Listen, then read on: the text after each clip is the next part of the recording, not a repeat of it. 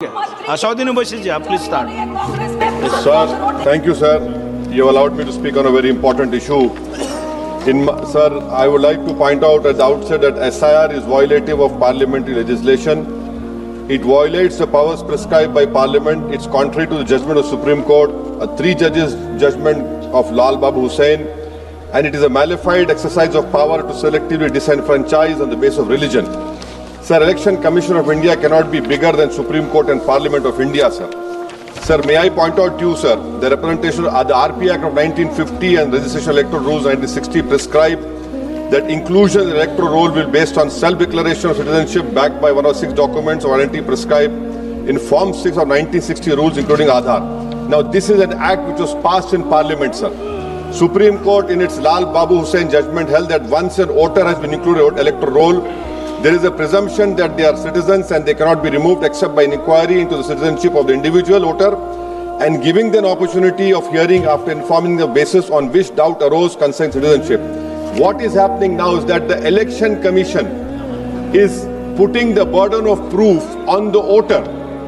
It is completely in violation of the Representative People Act 1950, Electoral Rules of 1960 passed by this House and the Supreme Court judgment of Lal Babu Hussain, sir. SIR, sir, has turned this head on its head and puts onus on the voters, sir. Sir, voters who were part of the electoral roll in 2025, instead of being given the benefit of presumption, are required to submit documents to prove the citizenship. The 2003 electoral roll is arbitrarily fixed at the baseline for which revision is being conducted.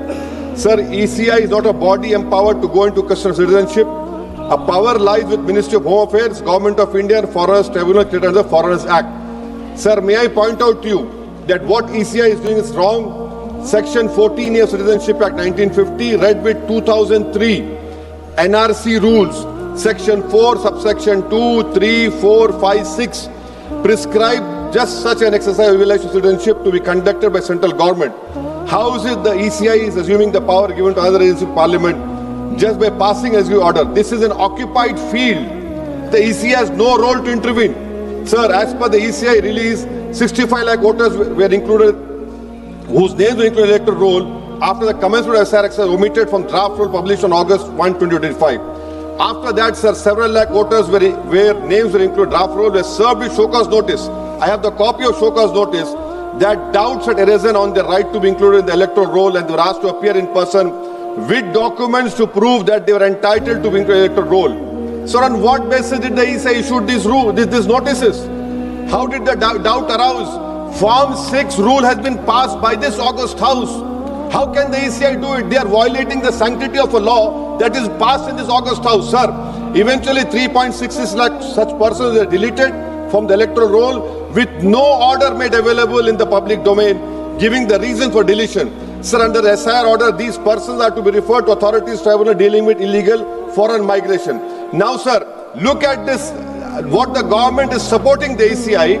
When this 3.66 lakh such person deleted, the government immediately, which was the draft is published on 30th August and finally 30th September, this government came out with the new Immigration and Foreigners Act 2025 and was notified, and an Immigration Foreigners Exemption Order 2025 cemeteries promulgated the same day.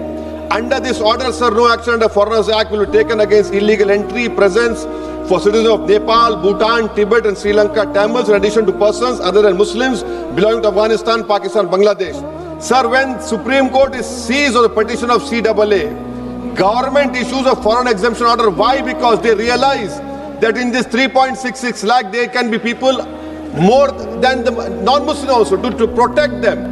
You have done it, and then after 5 years CAA, you will give them citizenship. That is why I say that this whole exercise, sir, I'm concluding, sir. This is why I say this whole exercise is a backdoor NRC. Sir, Ambedkar was asked, is India's democracy? He said only in formal sense. To be democracy in the first substantial sense, political power was held by the most marginalized and the weakest. He repeatedly said political power is the key to social progress. You have only 4% Muslims over here. The ruling party has no Muslim member. If Lok Sabha increase representation of OBCs and the upper caste is there, now it is at the cost of whom? Muslims are not there. They're not being reflected in the secular parties. For example, if Muslim majority seats like Wayanad can elect non-Muslims, Surely Raebareli, Amethi, Ottawa can elect Muslims, sir. And now coming to this electors, sir. We are only become electors. We are not getting elected. Please conclude. Sir, I'm concluding. Sir, give me 2 minutes, sir. Please, sir. Now coming to this whole donations. BJP got 88% donations, sir. Nearly 2,243 crores. So we the people is now represented by We the Private Limited. I would request this ruling party to please consider adopting a mixed member parliamentary system like Germany. Each voter has 2 votes, one for their MP and one for a political party. A tally is done. First, all local winners get seats, and the rest of seats are filled with the overall number of seats. Each party Thank matches roughly percentage. Secondly, sir, delimitation. Don't do delimitation like what you have done in Kashmir and in Assam. Because if BJP it is delimitation another game, it has to win. Then the loser is going to other political parties. But the loser of the country is democracy. Sir, right to vote. Ambedkar called it a principal theory of the constitution. I would demand, I have put a private bill last assembly, the age of contesting elections for MLA and Lok Sabha should be brought down to 20. Rajya Sabha 25, for Vidhan Sabha 22. Why? Because, sir, we have 52% of India's population under the age of 30. What are we giving to them? So that is why I propose. And lastly, Thank sir, you. and Thank you, I'm including this. Lastly, sir. Member Sandraj Sekharji. Sir, I'm just concluding, sir. Lastly, sir, we must build a consensus and make right to vote a fundamental right.